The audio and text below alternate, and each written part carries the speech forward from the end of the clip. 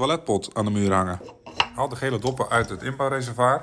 Pak je afvoerbuizen en steek ze in de afvoer. Zet een lijn die gelijk is aan de tegel. Deze buis steek je ook in het toilet en hier doe je het zelf. Het verschil van het eerste streepje en het tweede streepje reken je uit. Dat was in dit geval 7 centimeter. Dan reken je vanaf de kopse kant. 7 centimeter zet je een streepje en dat kan je eraf zagen.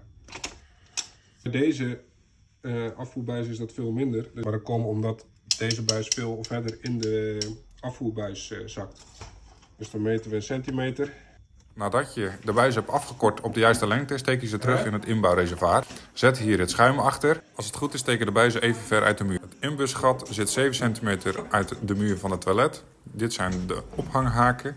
Je schuift het toilet eroverheen en je kan met de inbus het toilet ophangen. Waarmee de toiletpot vasthangt aan de muur, kunnen clipjes komen waar je de wc-bril opzet. Die zitten vast met een soort holle wandsysteem, dus die moet je eerst aandraaien. Deze clipjes draai je een beetje open, zodat ze makkelijk in het gat passen en klik ze daarna vast. Voordat je hem heel strak aandraait, zet je eigenlijk eerst de wc-bril erop, die klap je dicht en dan kan je hem netjes recht zetten. Als je hem netjes recht hebt gezet, klap je hem weer voorzichtig omhoog en kan je hem vastdraaien. En zo monteer je de toiletpot met bril aan de muur. Volg ons voor meer.